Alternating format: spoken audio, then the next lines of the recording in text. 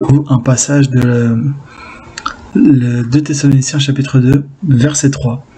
Paul nous dit que personne ne vous séduise d'aucune manière, car il faut que l'apostasie soit arrivée auparavant et qu'on ait vu paraître l'homme du péché, le fils de la perdition.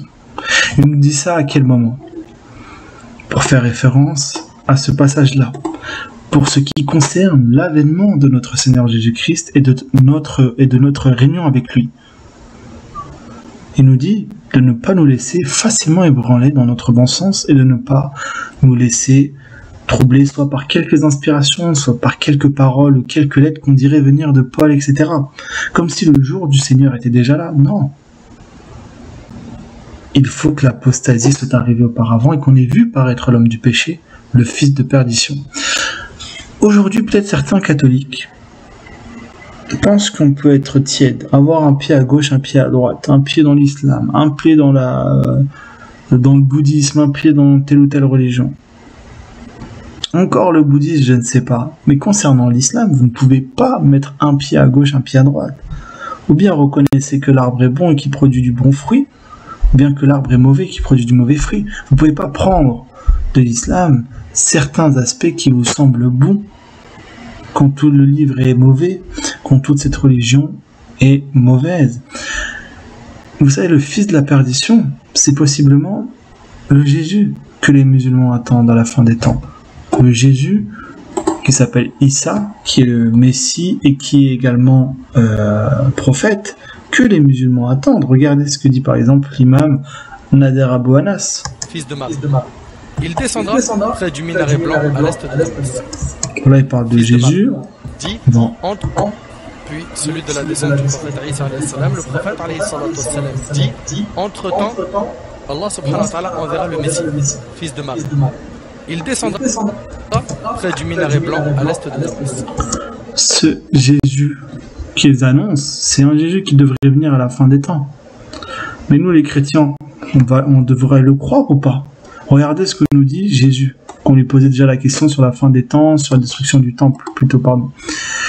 Et les disciples vinrent en particulier lui faire cette question. Dis-nous quand cela arrivera-t-il? Quel sera le signe de ton avènement et de la fin du monde? Donc là, il avait dit déjà que le temple serait détruit, donc on lui pose la question de savoir un peu tout ça. Jésus commence par une mise en garde. Prenez garde que personne ne vous séduise, car plusieurs viendront sous mon nom, disant c'est moi qui suis le Christ, et séduiront beaucoup de gens. C'est la première chose par laquelle il commence. Donc quand on vous dit Jésus va descendre à côté de tel ou tel endroit, rappelez-vous que beaucoup de gens vont dire c'est moi qui suis le Christ, et séduiront beaucoup de gens. Si cela fait référence à la fin des temps, on doit être averti. Un autre passage, si on vous dit alors le Christ est ici ou il est là, ne le croyez pas, car il s'élèvera de faux Christ, de faux prophètes, ils feront de grands prodiges et des miracles au point de séduire, s'il était possible, même les élus. Voici, je vous l'ai annoncé d'avance. Si donc on vous dit voici il est dans le désert, n'y allez pas, voici il est dans les champs, ne le croyez pas. Donc comme Jésus, il nous met en garde contre les faux Christ, c'est la première chose par laquelle il commence quand on lui parle de toutes ces choses. On ne parle pas de séisme, on ne parle pas de tremblement de terre, de tsunami, non. Prenez garde, personne ne vous séduise, il y aura des faux Christ, ils vont séduire beaucoup de gens. Ils vont réussir, parce qu'il a marqué, ils vont séduire. Et nous, on doit être vigilants. Pourquoi? Parce que si Paul il faisait une référence à une apostasie, peut-être qu'on peut faire un lien, une corrélation entre les deux passages de Matthieu 24 et celui-là. Il faut que l'apostasie soit arrivée, qu'on ait vu paraître l'homme du péché, le fils de la perdition. Peut-être que cet homme qui doit venir, cette entité qui doit venir à la fin des temps, est lui-même ce faux Christ. Et que pour cette raison-là, beaucoup vont croire en lui. Beaucoup vont croire en lui. Et il serait ainsi l'auteur de l'apostasie dans cette hypothèse. Le fils de la perdition, l'adversaire qui s'élève au-dessus de tout ce qu'on appelle Dieu ou de ce qu'on adore, jusqu'à s'asseoir dans le temple de Dieu, se proclamant lui-même Dieu. Il dit encore, alors apparaîtra l'impie que le Seigneur Jésus détruira par le souffle de sa bouche et qu'il anéantira par l'éclat de son avènement. Donc là, c'est possiblement soit un faux Christ, soit le Mahdi aussi qu'ils attendent les musulmans. Donc l'apparition de cet impie se fera par la puissance de Satan avec toutes sortes de miracles, de signes et de prodiges mensongers. Donc encore, il risque d'avoir des faux Christ. Ça, c'est possiblement un faux Christ ce dont fait mention Paul. Il parle de son apparition avec des signes, des miracles et des prodiges mensongers. Ça nous rappelle quoi? Ça nous rappelle Matthieu 24. C'est les vrais des faux Christ, de faux prophètes qui font de grands prodiges et des miracles au point de séduire même s'il était possible, même les élus. Donc c'est peut-être cet homme qui est appelé cette fois-ci impie dans 2 Thessaloniciens,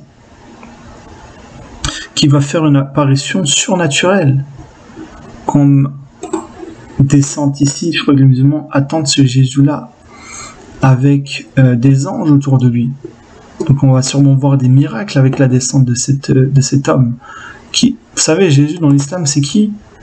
C'est Issa. C'est Issa. Lorsque vous voyez ici la descente de Issa, ça fait référence à le Jésus islamique qui a marqué Issa. Et le nom coranique de Jésus de Nazareth, considéré par l'islam comme l'avant-dernier prophète d'Allah et comme le Messie. On voit deux choses, il est un prophète, c'est l'avant-dernier, mais c'est un prophète, et il est aussi le Messie. Quand vous lisez Matthieu 24, on voit deux choses concernant la fin des temps, si ça fait référence à la fin des temps, on voit des faux Christ.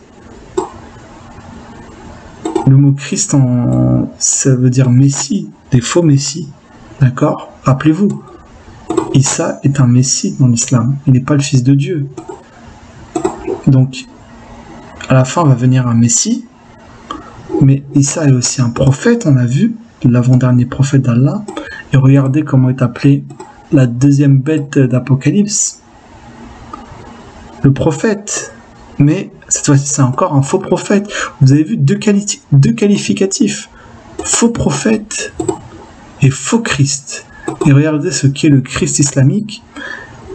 Le Issa, le Jésus islamique, c'est un prophète et c'est un Messie, rien d'autre. D'accord? Il n'est pas le fils de Dieu.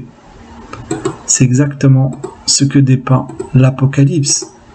Un faux prophète, un faux Christ, un faux Christ.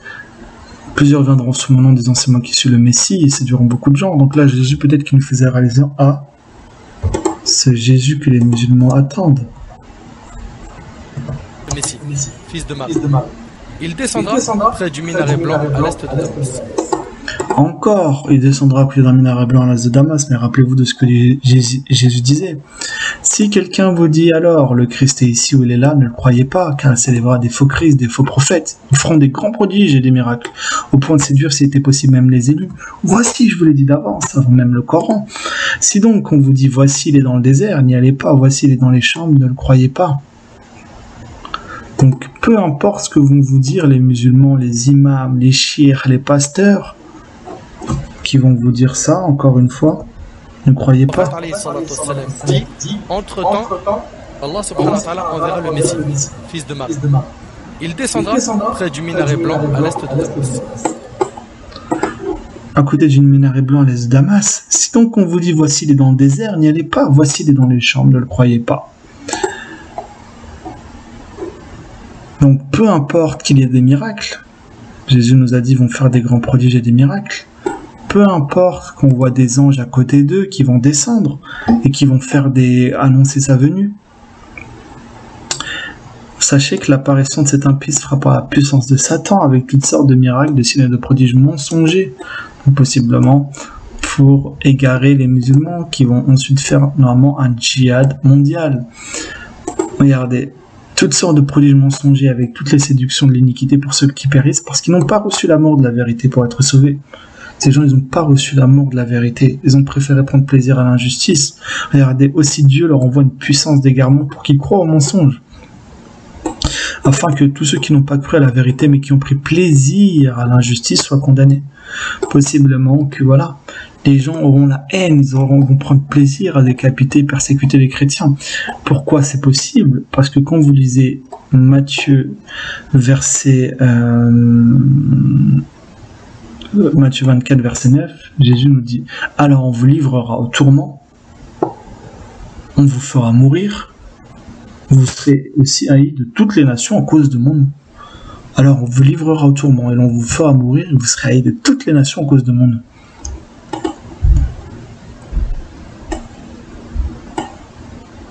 Donc qu'est-ce que ça veut dire? Ça veut dire que Possiblement, les chrétiens vont être déjà persécutés. On va rester un djihad mondial. On va nous faire mourir. On va être haïs de tous. Parce que sûrement, ce faux Christ va proclamer ne pas être le Fils de Dieu. Et que beaucoup, sûrement, vont croire qu'il l'est. Mais d'autres vont pas croire. Ceux qui vont pas croire ont raison. Et ceux qui vont pas croire vont être persécutés. On va être mis à mort à cause du nom de Jésus. Possiblement parce qu'on va dire on croit en Jésus-Christ, le Fils de Dieu.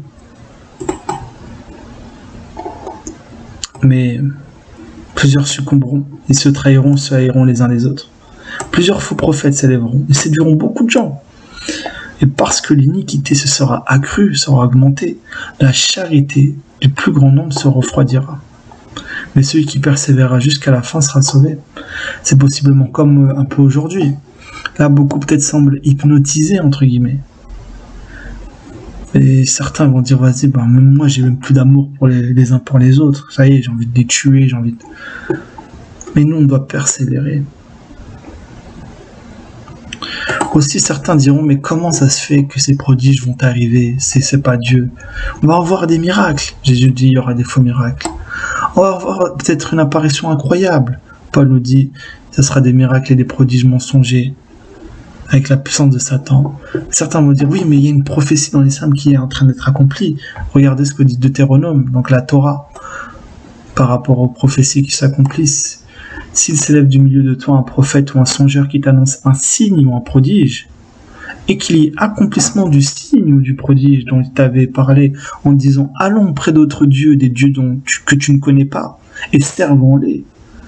Tu n'écouteras pas les paroles de ce prophète ou de ce songeur, car c'est l'Éternel votre Dieu qui vous met à l'épreuve pour savoir si vous l'aimez. Si vous aimez l'Éternel votre Dieu de tout votre cœur, de toute votre âme.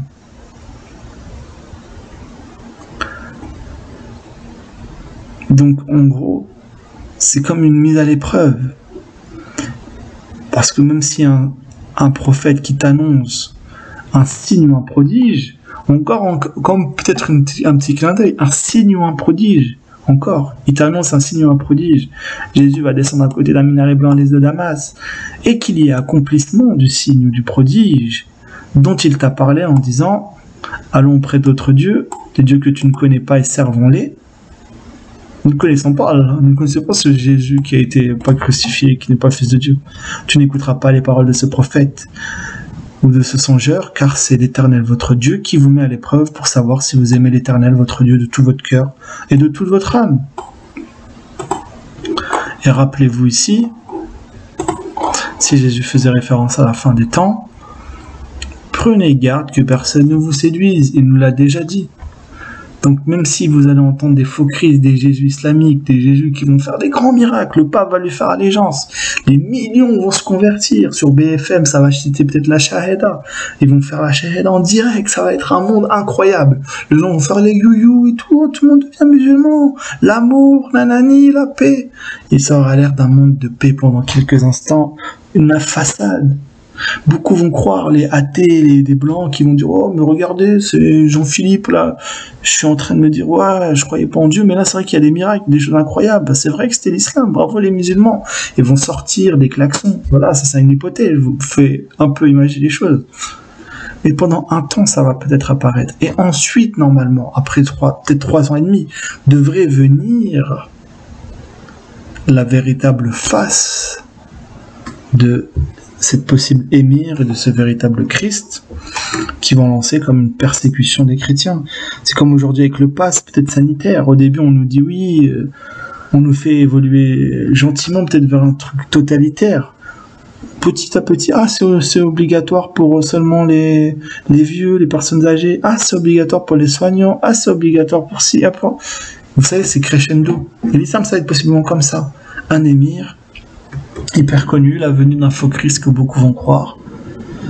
Ils vont être trop gentils, ça aura l'air super, beaucoup d'amour, beaucoup de trucs, mais en vérité non. Au bout d'un moment, ça va faire... Et là, ils vont montrer leur véritable face. C'est ce qui risque d'arriver. Ils vont risquer de faire même le temple de Dieu à Jérusalem. Ils vont peut-être le reconstruire, mais qu'ils vont mettre la pierre noire de la Mecque, ils vont la mettre là-bas. Et s'ils font ça, ça peut peut-être faire une référence à ce passage-là. C'est pourquoi lorsque vous verrez l'abomination de la désolation dont a parlé le prophète Daniel, établie en lieu saint, que celui qui lit fasse attention. Ils vont peut-être sacrifier des moutons, je ne sais quoi, sur l'autel de Dieu qu'ils vont reconstruire. Mais c'est pas vraiment l'autel, entre guillemets, de Dieu, parce que le ciel est son trône, et la terre est son marchepied. Et quelle maison on va lui bâtir?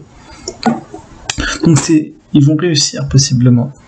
Donc voilà une étude biblique qui est amenée à vous faire réfléchir, non pas que toutes les informations sont garanties en authentique, mais elles peuvent vous laisser mûrir à la réflexion, en espérant que ce soit Dieu lui-même qui éclaire les vérités qui émanent de ce discours que je vous donne aujourd'hui et qui vous fasse ressortir l'essentiel. Aujourd'hui, je vous parle avec humilité pour vous dire que je ne peux pas aujourd'hui affirmer. Moi, je ne suis pas de ceux qui soient comme des pasteurs qui vous disent « Dieu vous dit de faire ça. Dieu exige que tu sois comme ça. Dieu veut que tu sois un leader. Dieu veut... » Non. Je parle avec des pincettes, avec parcimonie. Je parle avec des pincettes. Parce que, dans ce que je peux dire, imaginez, je donne une hypothèse, en vérité, elle n'est pas ultra pertinente, c'était pas vraiment ce que peut-être Dieu voulait dire dans ce sens. Mais qu'il y ait,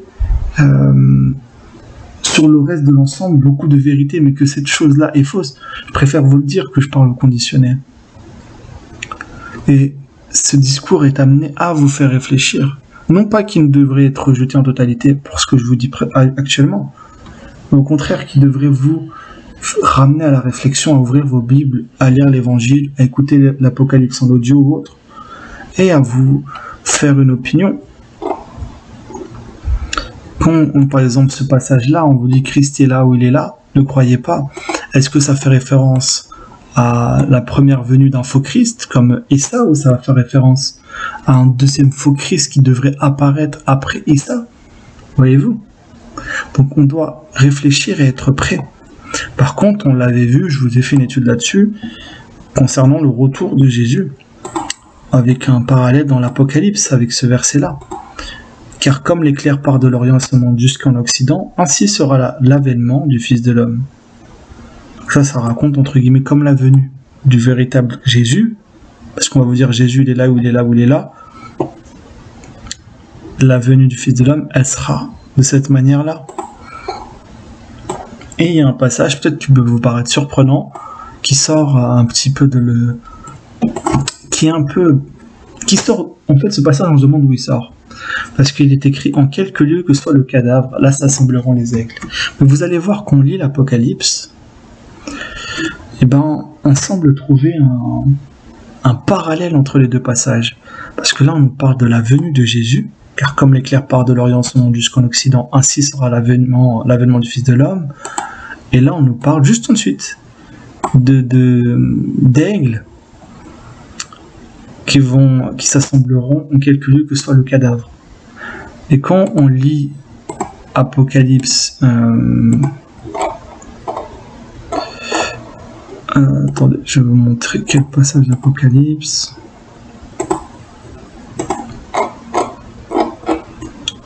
Quand on lit ici l'Apocalypse, la venue de Jésus, on voit, premièrement, là ça semble être bien la venue de Jésus-Christ, qui dit « Puis je vis le ciel ouvert, et voici parut un cheval blanc, celui qui le montait s'appelait fidèle et véritable, il jugeait le combat avec justice. » D'accord ? On va dire, mais est-ce que c'est Jésus-Christ? Deuxième passage, ses yeux étaient comme une flamme de feu, sur sa tête étaient plusieurs diadèmes, il avait un nom écrit que personne ne connaissait, ce n'est lui-même. Le troisième passage, il était revêtu d'un vêtement teint de sang, son nom est la parole de Dieu. Qui est la parole de Dieu? Jésus-Christ. Donc là, ça nous semble comme nous raconter maintenant comme la venue de Jésus. Le ciel ouvert, un cheval blanc, celui qui le monte s'appelle fidèle et véritable. Un pasteur avait dit, je crois, véritable, possiblement parce que juste avant il y a un cheval blanc, et ça veut dire peut-être que c'est un faux. C'est pas mal de peut-être de réfléchir un peu comme ça. Pourquoi fidèle et véritable? Est-ce que ça voulait dire que celui qui va venir avant est un fake, est un faux Jésus? Ou est-ce que ça veut dire tout simplement que Jésus est le véritable dans le sens où il est la vérité? À méditer. Ses yeux étaient comme une flamme de feu, sur sa tête étaient plusieurs diadèmes, on l'a vu, un nom que personne ne connaissait ni lui-même, donc là ça nous parle comme de la venue de Jésus. Vous avez vu, donc là je continue le parallèle avec Matthieu 24, car comme l'éclair part de l'Orient et se monte jusqu'en Occident, ainsi sera l'avènement du Fils de l'homme. Et ensuite, il nous parle, l'évangile nous parle de cadavres et s'assembleront les aigles. Pourquoi je vous dis qu'il doit y avoir un écho possiblement avec ce même passage là qui nous parle de la venue de Jésus? Parce que regardez, que dit la Bible ici? Et voici un ange qui se tenait dans le soleil cria d'une voix forte, disant à tous les oiseaux qui volaient par le milieu du ciel, rassemblez-vous pour le grand festin de Dieu, afin de manger la chair des rois, la chair des chefs militaires, la chair des puissants, la chair des chevaux et de ceux qui les montent, la chair de tous, libres et esclaves, petits et grands. Et ils furent tués par l'épée qui sortait de la bouche de celui qui était assis sur le cheval, et tous les oiseaux se rassasièrent de leur chair. Vous voyez, en quelque lieu que soit le cadavre, là s'assembleront les aigles. Donc possiblement il y a un écho entre l'Apocalypse qui dans le même passage parle de la venue de Jésus, et semble parler de la venue de Jésus, pardon, et deuxième passage qui semble parler, faire écho possiblement à ce passage-là, qui nous éclaircit. Ainsi sera l'avènement du Fils de l'homme, quelque lieu que soit le cadavre, là s'assembleront les aigles. Possiblement qui vont vouloir faire la guerre au Messie, regardez. Donc l'ange dit se rassembler pour le grand festin de Dieu. Et je vis la bête et les rois de la terre et leur armée rassemblés pour faire la guerre à celui qui était assis sur le cheval et à son armée. La bête, c'est soit l'empire islamique, soit peut-être la figure du Mahdi que les musulmans attendent. Et les rois de la terre, donc ça va être possiblement un califat, possiblement bien des puissances, et leur armée, rassemblés pour faire la guerre à celui qui est assis sur le cheval blanc et à son armée. Et qu'est-ce qui se passe? La bête, elle fut prise. La bête, c'est soit le Mahdi, soit l'empire islamique, possiblement, dans mon interprétation. Et le faux prophète, il fut pris aussi. Un faux prophète qui ressemble à Jésus, le faux Christ, qu'on avait vu, le Jésus islamique, qui avait fait devant elle les prodiges par lesquels il avait séduit ceux qui avaient pris la marque de la bête. Il faisait des prodiges. Rappelez-vous ce que disait Jésus sur les faux Christ. Il s'élèvera de faux Christ, de faux prophètes, ils feront de grands prodiges et des miracles au point de séduire, si possible, les élus. Qui vont possiblement séduire ceux qui auront pris l'allégeance islamique ou je ne sais quoi, et adorer son image. Ils furent tous les deux jetés vivants dans l'état ardent de feu et de soufre. Et les autres furent tués par l'épée qui sortait de la bouche de celui qui était assis sur le cheval. Et tous les oiseaux se rassasièrent de leur chair. Donc voilà l'étude biblique que je tiens à vous donner aujourd'hui. C'est juste d'être prêt. Et je vous ai dit, cette étude, elle sert à amener la réflexion que Dieu puisse donner, s'il y a des éléments de vérité, vous donner les éléments vrais et qui restent dans votre cœur gravés pour ne pas être séduit, pour veiller, tout simplement. Donc voilà l'objet de cette étude. Que Dieu vous bénisse abondamment, qu'il vous garde, qu'il vous conduise vers la vérité. Mais celui qui persévérera jusqu'à la fin sera sauvé. Faites partie de ceux qui veilleront jusqu'à la fin, qui persévéreront jusqu'à la fin, et qui, quitte à mourir, quitte à toute chose, ne renieront pas, ne serviront pas, ne prêteront pas allégeance à cette bête, à cette entité, à cet émir, à ce Jésus, même pour s'en faire semblant. Mais qui fassent allégeance au véritable Dieu, l'éternel Dieu, le Dieu éternel, et son Christ, Jésus-Christ de Nazareth, le Fils de Dieu, qui est mort et qui est ressuscité. Amen. Je regarde juste s'il y a autre chose qu'on peut étudier encore aujourd'hui. Petit rappel, c'est voilà, apostasie risque d'être créée par des faux Christ ou la venue d'un émir. Et on ne doit pas être séduit par cela, tout simplement. On doit se rappeler, relire les évangiles, demander à Dieu de nous donner l'esprit de vérité, le Saint-Esprit pour nous guider dans la vérité. C'est lui qui nous guide. Moi, je peux mentir, je peux me tromper, mais l'esprit qu'on écoute l'Esprit de Dieu et qu'on soit disposé à l'entendre et qu'on puisse l'entendre selon sa sainte grâce. Amen. Amen.